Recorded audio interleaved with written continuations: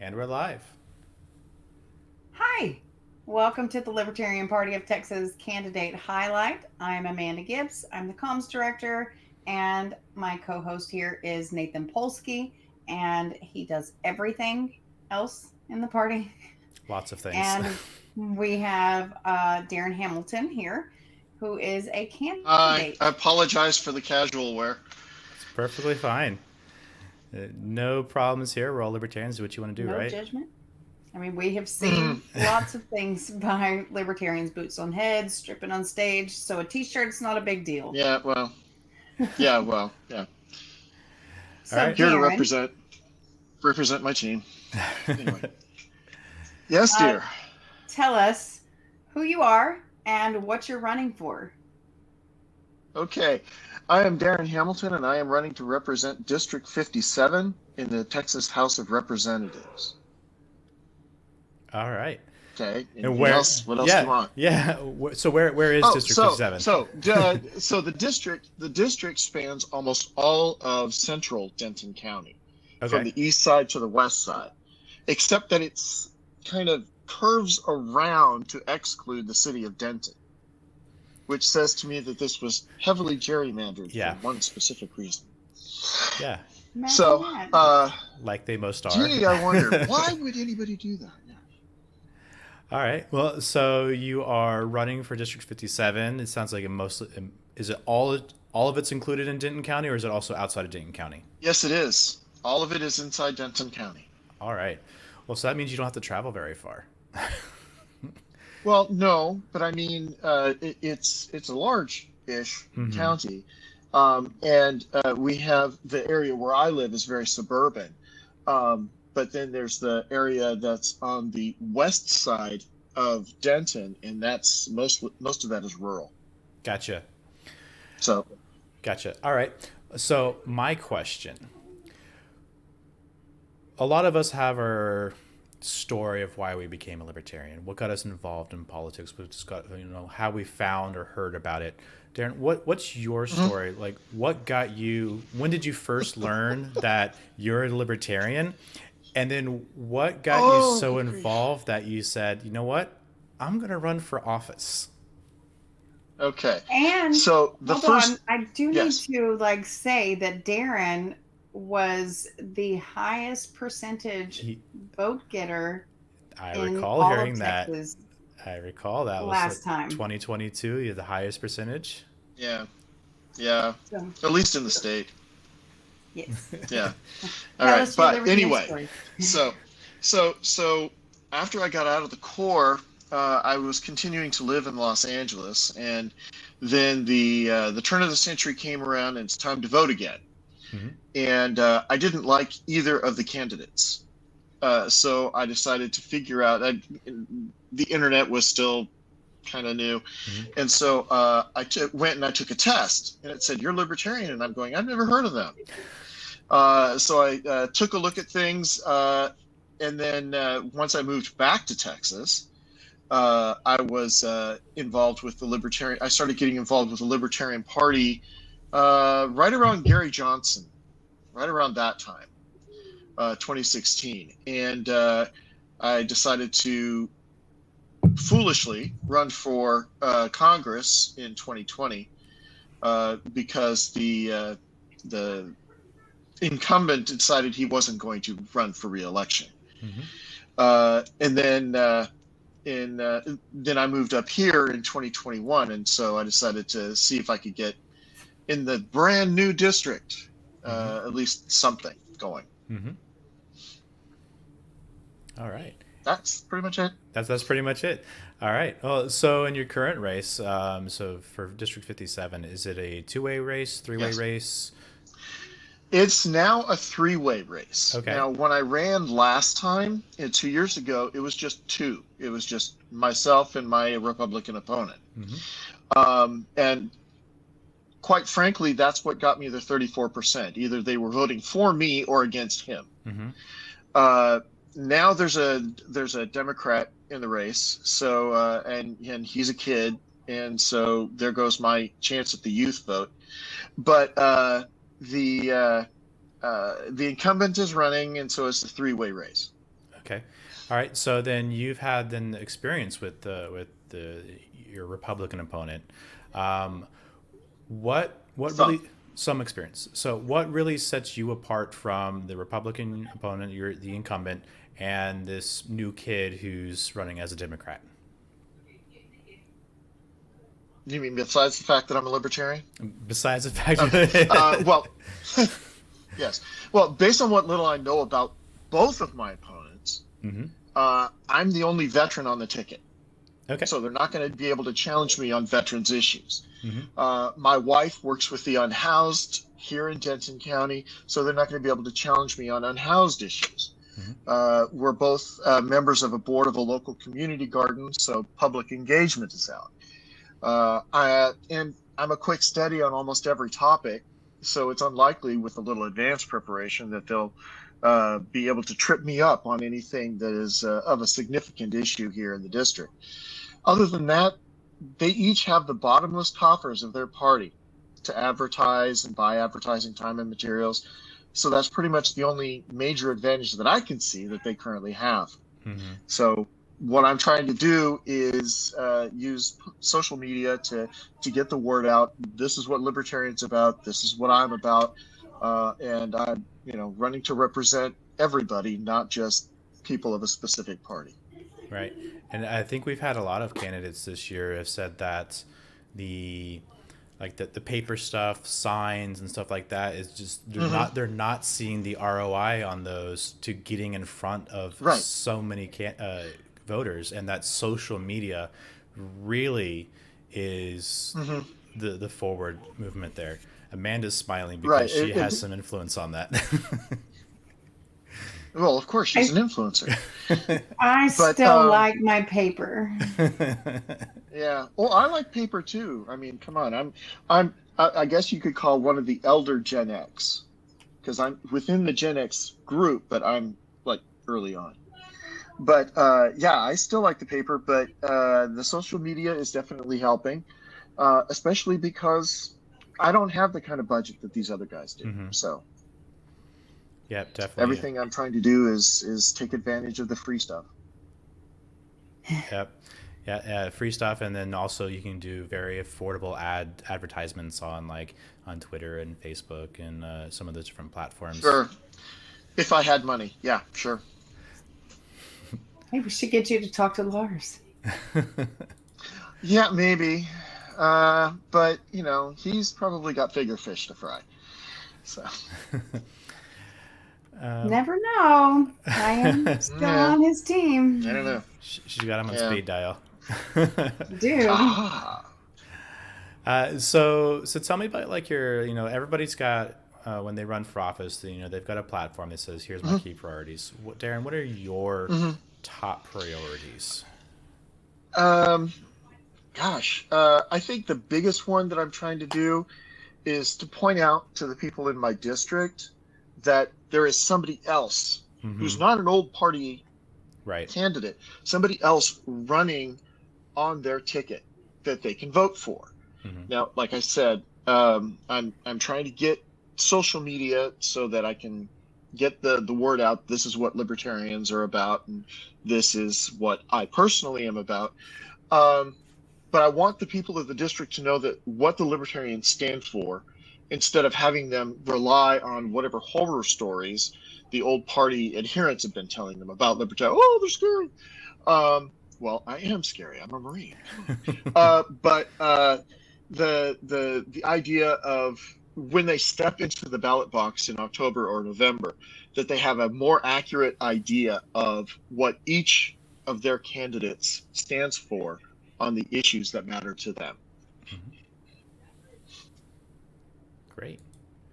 And I've got a couple of ideas of things that I want to bring to the Texas legislature and bring up as bills to be sponsored or something like that. But beyond that, I have absolutely no idea. Gotcha. So the key then is just to educate people to say, look, you have more than two options. Here's a third option. Yeah, And here's a third option. But also we already know here in Texas, mhm, okay? So for the presidential race, we already know that it's going to go red. yep. Okay, so if you want to vote for the blue, go ahead. But if you're not really sure on the red or the blue, take a look at somebody else. Take a look, because what we're trying to do, even though we know we're not going to get the electoral votes Mm-hmm. yet, is that we want to try and get the most public support. We Mm-hmm. want that 5%, Mm-hmm. so that we can get major party status along with anybody else who gets 5% to get major party status. I think if we can succeed in that, 2028 is going to be a whole new ball game. Well, Game.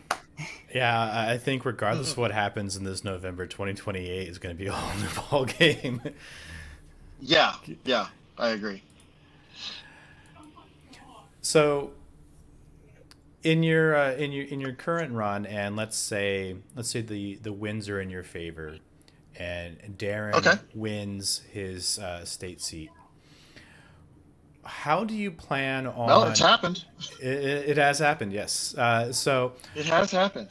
how do you plan to communicate with your constituents and take their input? You know, some feedback that we've heard from other candidates is that their representatives, you call them and leave them a voicemail, or you call them and talk to their secretary or whomever, and you never hear a call back. You go on their website and Right. fill out a form, you never hear a response. You shoot them an email, you never hear a response. So, Or you show up at their office and they won't let you in. or you show up at their office and they won't open the door.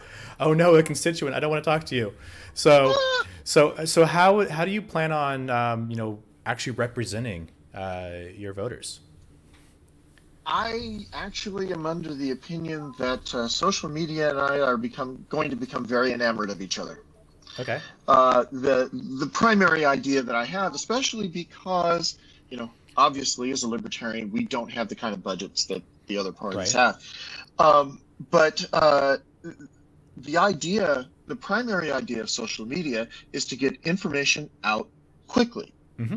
more so than the news. And it's you don't have to worry about specific agents in the media trying to skew anything towards a specific point.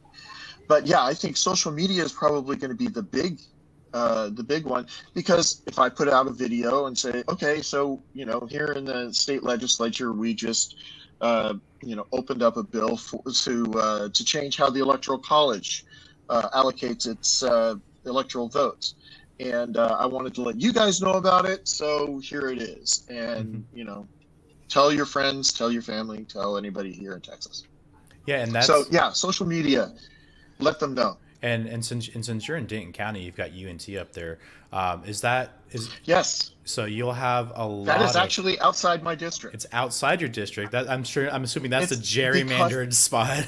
That's the gerrymandered portion. Yeah, the it goes from the east side of the county all the way across to just before you get to Denton, the city. Mhm. And then it kind of goes down to this narrow little bit until you get around the city of Denton. Then it goes back wide all the way to the end of the county. Are there So yeah, UNT is outside my district, so is TWU. So as far as demographics then go in your specific district, do you have a lot of Yeah. students, or is it more just other? If there are students here, they are probably younger than voting age. Okay. So I think most of the people that are at least here on the east side of the county in the suburban areas, most of them are, family folks, maybe a few elders, but most of them are going to have children who are younger, like high school age or below. So those are the people that I'll probably end up having to try to reach Okay. more often. And if I can get those kids to say, "Hey, mom, check this guy out," then that just helps. Are there any specific policies that you would be promoting that would aid those families? I really can't think of any policy per se, or any specific issue.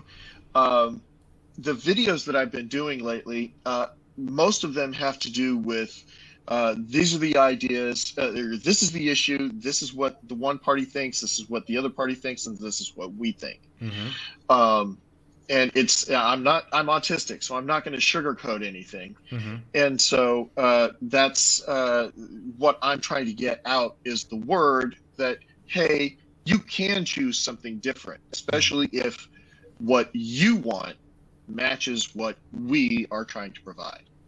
Gotcha. Yeah, that sounds like a good plan there. Well, Amanda, I'll let you ask some questions. I've been hogging them all. Oh no, like I'm participating. I have to Drink. pull my questions back up. So to do.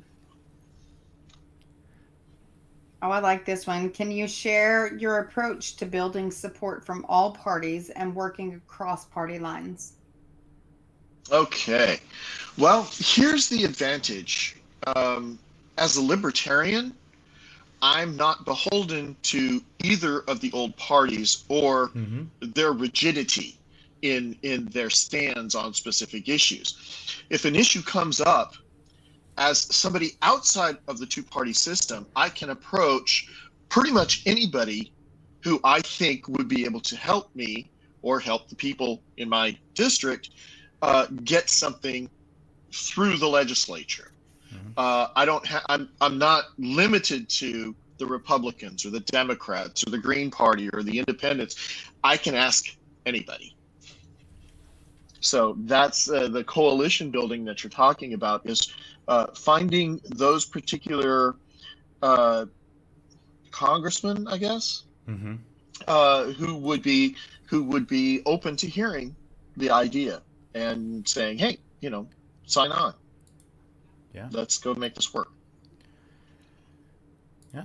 So, being a libertarian, there's very few libertarians that have been elected into office. Well, I say very few, but we got a good number.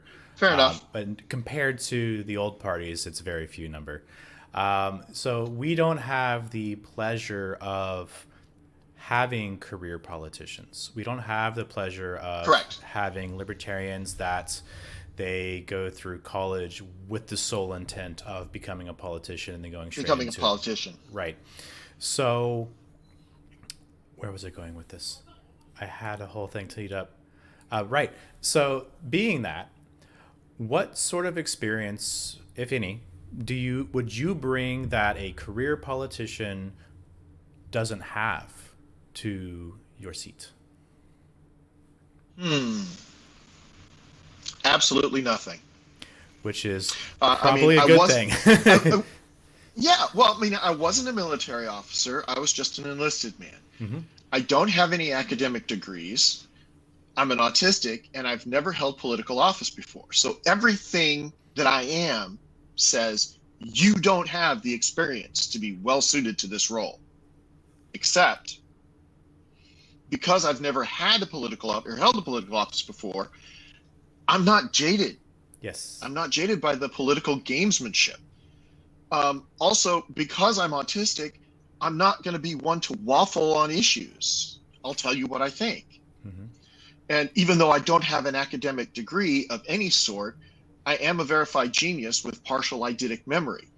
And as an enlisted Marine, a very bad attitude toward anything or anyone who gets in my way. So, yeah, absolutely. I got nothing. Well, I mean, if we're looking at who is best to represent the people is someone of the people. And Right. career politicians are not of the people. I don't even think they are people. They're the Borg. Marionettes. There's a puppet. There's Jim Henson's behind the, move his arm. Jim Henson's from the Dark Crystal moving his arm. Yeah. Jim Henson did the Labyrinth. Coming back from 1983. All right. So it sounds like you're having a good time on social media. Did you It's just? interesting because Go ahead. I was gonna say, so did you just start doing social media for this year, or did you also do it in 2022? Did you start in somewhere in between? I actually, because I have a YouTube channel, Hmm. I did a few videos during the Okay. 2022 campaign, but nothing like what I'm doing now. Fortunately for me, one of my daughters is a TikToker. So she was the one who encouraged me to get on to the platform. And then I realized that once I could do something with those videos, I could actually uh, put the same video onto other social media Hmm. platforms. And so now I'm on the 4 social media platforms and pretty much saying the same thing over and over. It's redundant, really. But you're getting different audiences because the audience on TikTok is That not is true. necessarily the audience on Facebook or Twitter or Or Instagram. YouTube. They're very Right. Hmm. different Um, demographics. right. And plus also, because my daughter doesn't live here, this one daughter doesn't live here in Texas, she has a following and she continues to promote me, but I am getting responses from all over the country. And so I'm able to take that kind of information as well and say, oh, well, in Massachusetts, they're looking at this issue, or, in California, they're looking at that issue. Yeah, issues that are. Wyoming is looking, I'm sorry. So, sorry, go ahead. Don't interrupt. I was just going to say Wyoming is looking at issues, but I don't think Montana exists. I don't Didn't know we why. sell that to Canadians? I thought we sold that to the Canadians. So being able to hear about different issues going on in different states would also allow you to be wary of those issues popping up here in Texas. You're already informed of what Yeah, potential issues elsewhere. right. If there's an issue that's coming up in, say, Arizona, like right now, one of the big issues that's coming up in Arizona is because the state border, or the international border on Hmm. Texas, is heavily mined, if you will. Um, they're moving on into New Mexico and into Arizona to come across the Hmm. international line.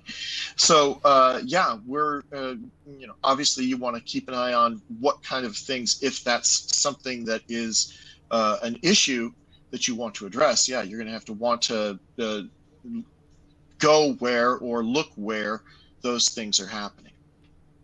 So yeah, getting that information from another area Hmm. is going to be vital at some point. Yep. And it's much better than just a politician who's head down in Texas politics only and doesn't care about any other state or what's going on Right. anywhere else, because then you get blindsided. Well, yeah, and then some of the ideas that I have, like previously mentioned, the electoral college thing.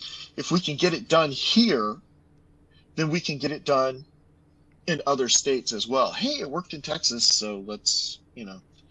Um, I think that's if we can show, if we as Texans can show this is what it takes to lead the country out of whatever dystopian miasma we've got here, then let's use Texas to lead the country. Hell yeah. So, we Amanda and I have been on somewhat of a little electoral college uh, Aha! rabbit One of my hole. experienced, One of our yes, one little of my rabbit expert holes. areas. Well, Nathan got to hear it first, and then I was just like, okay, I'm not as pissed, so I'm going to post it on TikTok. So Darren got to hear Okay, most of it. so so I'm sorry. Go on with your. so what is your, if you don't mind, what's your electoral I don't mind. college proposal for Texas? So one of the bigger issues that I've found is that because I've lived in California and I've lived here in Texas, so I've seen it on both sides, where the people who don't follow the majority of the residents of that state um, always feel like they're left out. Hmm. Their opinion doesn't matter, so they don't vote. Well, there are two methods that I've contemplated working with as far as the Electoral College goes. Now, the Electoral College, the composition is however many congressmen we have in Congress. That's 2 senators and right now 38 congressmen. So we have 38 congressional districts and then 2 additional votes for the senators. So if what we did, and we can do this at the state level, because each state has the ability to say, this is how we are going to allocate our votes. Maine and Nebraska do it by congressional district. So if we were to do it by congressional district, then I figure about 20 to 21 electoral votes would go for the red team. Maybe about 17, 18, maybe all of the other 19 would go for the blue team. So the blue team, especially in urban areas and so on, and we've got 5 of them here in Texas, 5 very large urban areas. The blue team wouldn't feel so disenfranchised. Their votes, they would have votes in the Electoral College, just like they do in Maine and Nebraska. They would have votes in the Electoral College, and they may not get the 2 senator votes because those go to whoever wins big in the state. Or, as Amanda was pointing out, there's a proportional idea.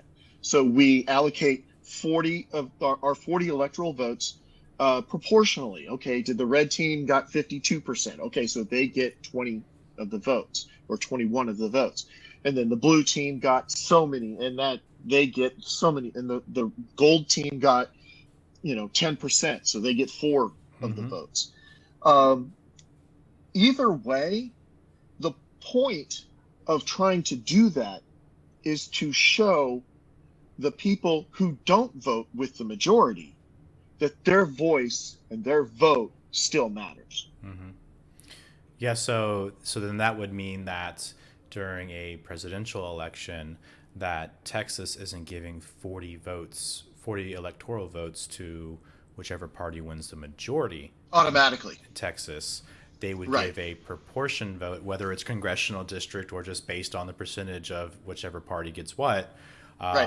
And so, that definitely seems like it's a much more representative, process. It's actually very much more representative now. And here's the really whacked part of this is the whole winner take all state thing came up in the 1820s. So they've been doing this since the 1820s. It was basically politicians saying, hey, we want to give our particular candidate a boost. And so we're going to say, if he wins the state, he takes all of the votes.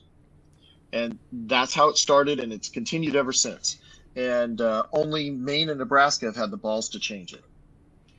And Nebraska actually, this last term, they had a bill. The last couple of months ago. It. And I was like, what are y'all doing? No, leave it alone. Right. And I think the governor vetoed it without even looking at it, because it's like, no, we have this for a reason. And that reason is exactly what I've said. They have one urban area in Nebraska, and they always vote differently than the rest of Nebraska. So that's why they did that. Maine is the same way. So they have one urban area that always votes one way, and then the rest of the votes the opposite way. And so they wanted to make sure that their people were represented. Just makes sense to me. Yeah, it does. What doesn't make any sense to me, and this is what nobody's been able to figure out or give me an answer as to why this remains the same. What benefit, other than making sure that in our case the red team has hundreds or additional votes, because even if they only took half of the state, they would still get twice the votes.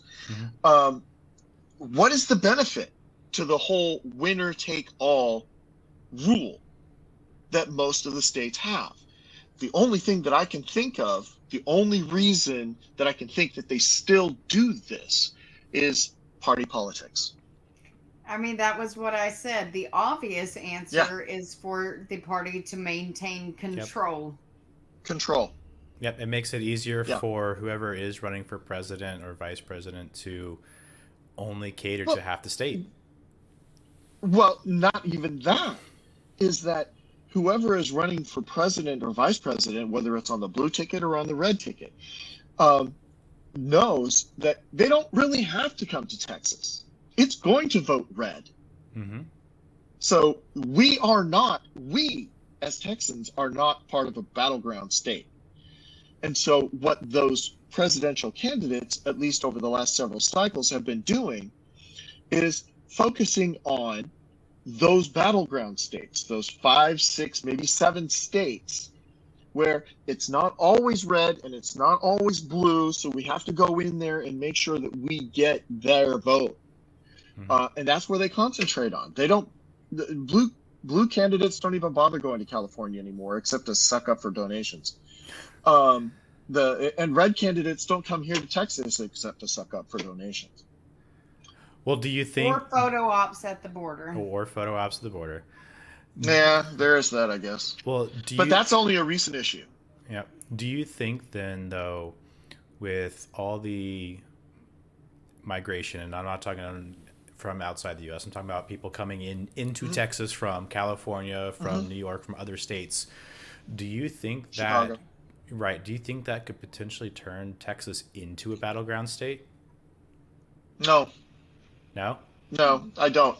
And the reason I state that is because the folks who are coming in, the migrants who are coming in from other states, whether they're a blue state or a red state, are actually consolidating themselves in one of our 5 urban areas. Mm-hmm. And so as a result, they're concentrated in the urban areas, which have been gerrymandered so that they don't have a lot of representation throughout the state of Texas. So yeah, there's too many red areas right now for it to actually make that much of a difference. Okay. Well, hopefully, maybe we can one of these days make a big Well, toss here's up. mine though. I'm trying to change that, and I want to give them a gold district. District 57, So Gold District. 57. I want the 57 to be a gold district. Let's make it gold. Ooh. All Army. right. Let's see here. I'm just going through some of these questions here. I think I've knocked through most of them. Amanda, do you have some of those questions you still want to ask? I did have one that stood out. All right. Okay. How do you plan to involve community members in the decision-making process if elected? Well, as I was talking before, I'm actually getting better at the multi-platform social media thing. So there's a good chance that I can use that medium to get out and involve the voters in the district, especially if they know, okay, he's going to talk about this and I can, get back and comments and so on social media platforms. So far, I've made it a policy to very much answer any question that I get. Most of my daughter's friends are asking me questions. My daughter even asks me questions about politics stuff. She says, "Okay." So, and one of my videos was her asking, is the conviction of Donald Trump going to prevent him from being in office? And unfortunately, right now, that answer is no. But yeah, I did a whole video of me answering her question. It was like 5 minutes long. That's awesome. Yeah. Just why not leverage it, right? If that's what you're Exactly. If I that's mean, what's, if the people want to know the information, and I have that information, why would I hold on to it?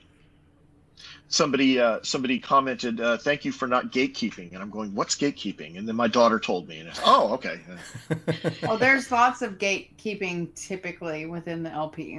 No one's a real Oh, libertarian. Well, within the yeah, LP, well, within the Republicans, within politics, there's gatekeeping right. It's all like, over. okay, look, here's the information that you want. Is it right?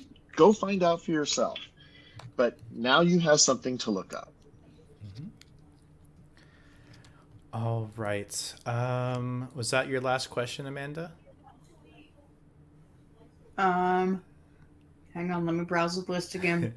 Well, Just pick one at random. the problem is I think you've answered most of them. Either Yeah, either directly asking, fantastic. either directly asking the question and answering it, or you're just Sure. an answer kind of bleeds into another I can question. talk about I can talk about my nutcrackers. Let's talk about the Nutcrackers. What are the Nutcrackers? So, what are the nutcrackers? Well, oh gosh, ever since I was a child, because my father was a music instructor, an orchestra instructor.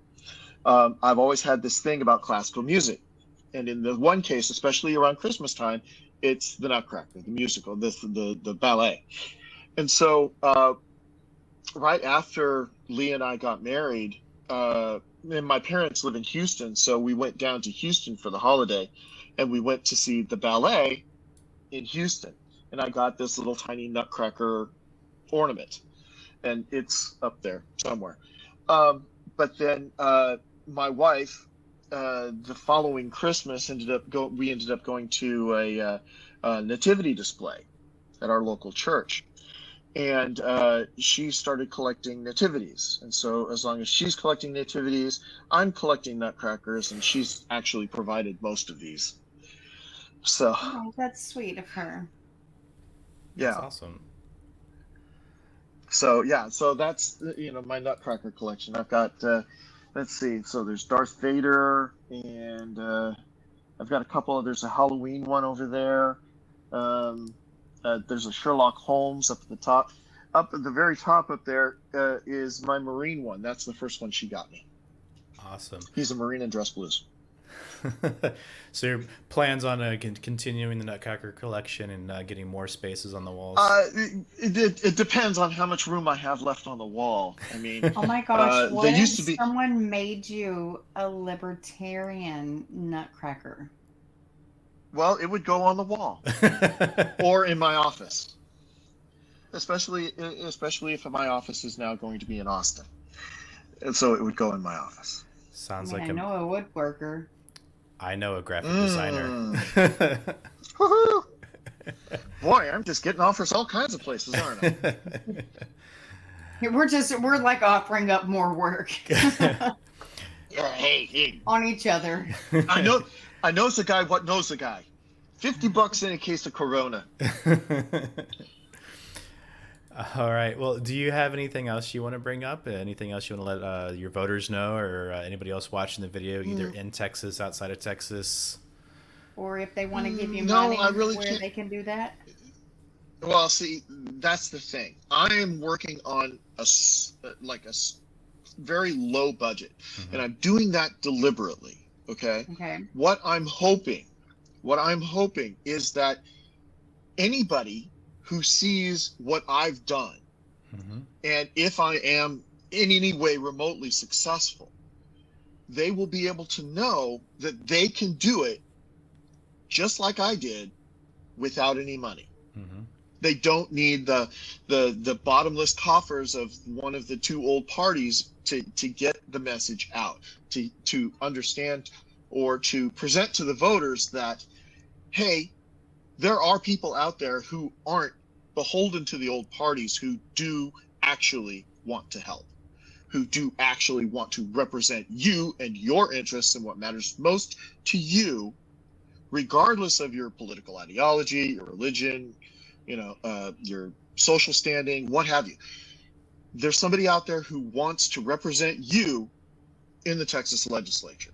You can do it just like I did it. Awesome. Yeah. Love to see it. And I will So yeah, if they want to give me money, I'll take it. Mm-hmm. not a problem. They And can where go to the can they give website you and money? they can go to the website and there's a donation thing you can do on the website. Okay, so the website is But hamiltonfortexas.com. And so you've got HamiltonForTexas.com. and so you've got many social media places that people can find you. I've got down below Yeah, the I'm on. video, I've got Facebook, which says Hamilton for Texas 24th, and Twitter Right. D Hamilton 22. But you've also got a YouTube and you've also got a TikTok. So what are those links? Let me. Gosh, you would I'll ask me pull up that a now. TikTok. I'll pull up the TikTok real quick because The I was. TikTok I think is at D Hamilton 67 something 657 or something like that. Okay. Hold on. And the YouTube is something similar. Give me a second and I'll look it up. So the But TikTok is Darren Hamilton 287 two eight. at See, Darren Hamilton my 287 on TikTok. yeah. I mean, I only have partial eidetic memory. I'm sorry. So I got most of it right. Hang on a second here. Let's see. And there it is. Hamilton for Texas YouTube. It is at Hamilton for Texas 6267. All right. All right, and I'm sure that Amanda can drop those links into the YouTube description as well, so that people watching the Sure. video can directly click on those and not complain about not knowing how to get a hold of you or where to go, because it'll be Oh all yeah, right there yeah. in the video. Yeah, you can go to any one of the videos, leave a comment. So far, I've answered everybody's questions, but I'm, pretty low on the totem pole, Well, so to speak. they can go to the videos. I'm at the bottom of the pyramid with everybody else. So. Well, they can go to the videos. They can leave a comment. They can like the videos, and most importantly, they can share the videos. Share the videos. Well, Yeah. So, I mean, like I said, most of the videos that you'll see when you go to any one of those are going to be, the most recent ones are going to be libertarian policies and platforms. Mhm. And that's where I describe some of the stuff that we talk about and where we stand as libertarians on those particular issues. Alrighty. Well, thank you very much, Darren. It was a pleasure talking with you, like always. Thanks for you guys. You guys are doing great. Thank you. You guys Thank you. you're out We there needed to hear and that. trying, yeah, you guys, seriously, you guys are, I mean, you're talking to the libertarians all over the state, and that's great. As long as we can get people to understand that the libertarians aren't just some wacko fringe group, then we will be doing great. That's right. We have to make sure. Literally, of the 5 people we have talked to tonight, it has been a wide array of the scale of libertarianism. So, Really? yes, really. Okay. Okay. Well, I'm sorry to have set the bar so low. Oh no, you're fantastic. You're great. Everyone we talked to was fantastic, but it was just a very Well, of course. large. Who could not be fantastic spread. talking to Nathan and Amanda? Thank you. We appreciate it. All right. Well, thank you everybody for tuning in. So we got Darren Hamilton. Again, all of his information. Some of his information is below. You can check the YouTube description to see all of his links. Tune in later for more candidate highlights and interviews. Until then, stay tuned. Thank you, Darren. Have fun. Thank you.